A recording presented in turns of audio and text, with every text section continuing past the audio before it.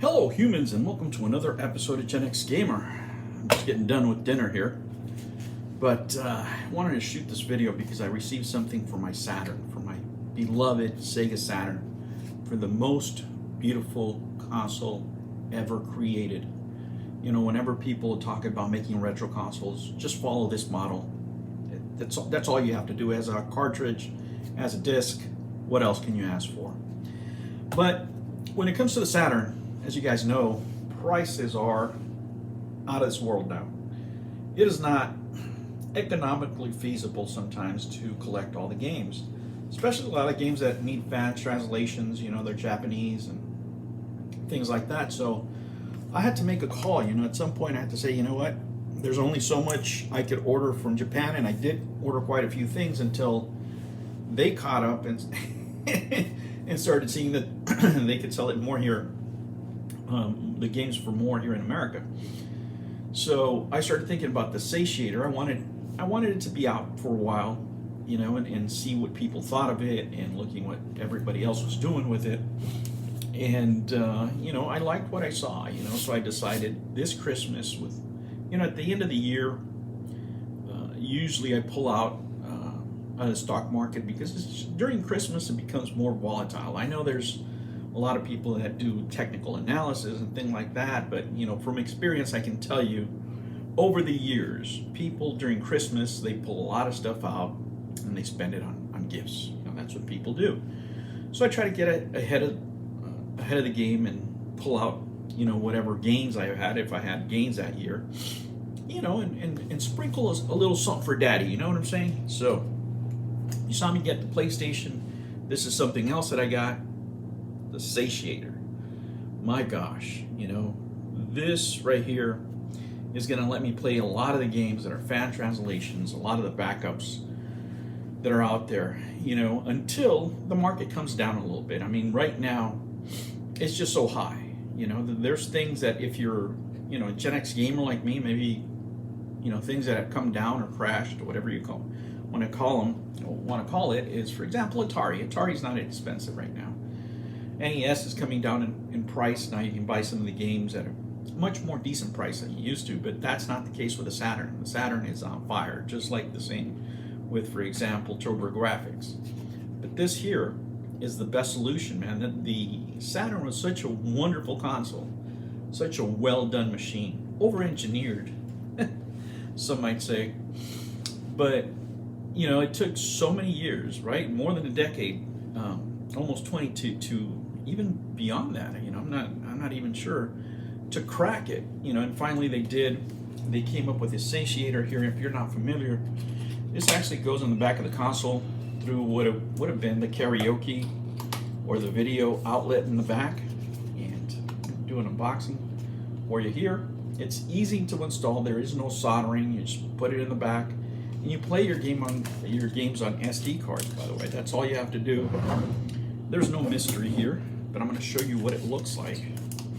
Man, I have been waiting for this for a while, you know, and it shipped rather quickly. I ordered this, I want to say Saturday or Friday night. I was just, okay, it's time. And this is what it is. It slides to the back of your system through the slot. It comes with an SD card slot. You can take it out, put it in there, slide it in. It has a larger one there, and your USB connection. I mean, it couldn't be easier, right? This is pretty simple. All you have to do is install it. It already comes with the software. You can update it. You can connect it to the internet. Everything's out there, guys.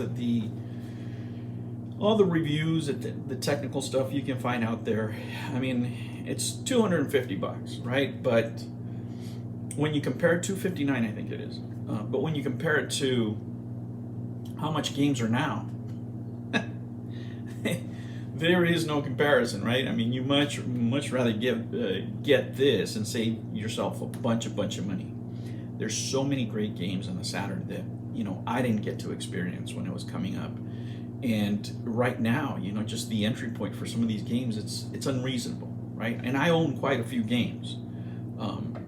But, you know, I mean, so many fighters that just look amazing in this console, you know, especially when it comes to fighters, shooters, 2D stuff. This console is so underrated because they just handled it so wrong here in the US. But when it comes to Japan, there's so many great games, guys. So many great games out there that you can play on this machine. And the controller, let me tell you, the controller was ahead of its time.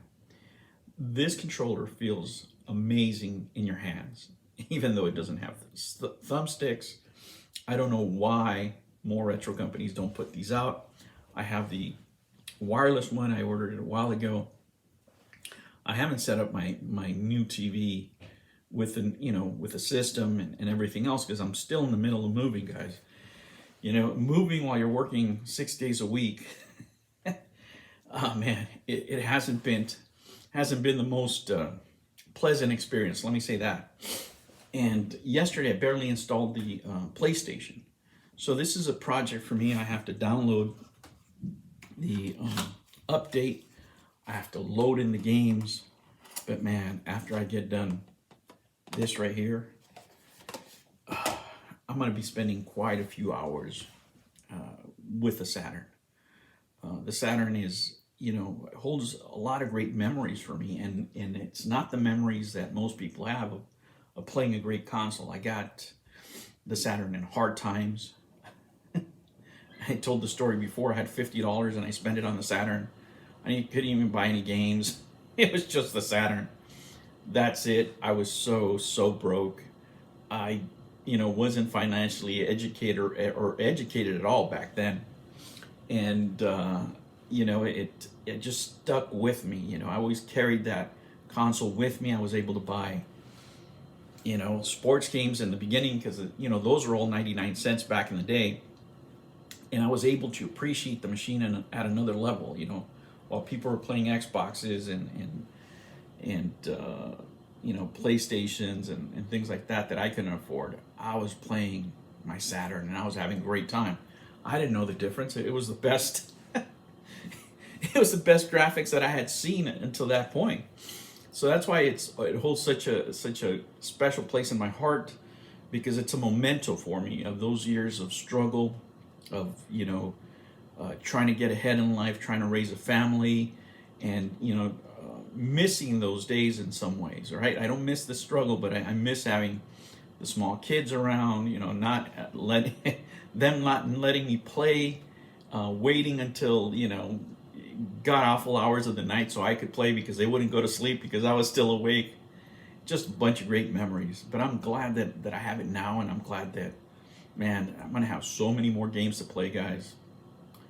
Yeah, this is what happiness looks like to me. A bunch of Saturn games. I recommend it, guys, if it's within your budget, of course. But if you want to save a bunch of money on games that you want to get for your Saturn, or you want to experience games that you've never played from Japan, this is the way to go. All right, guys, I will catch you on the next one. Take care.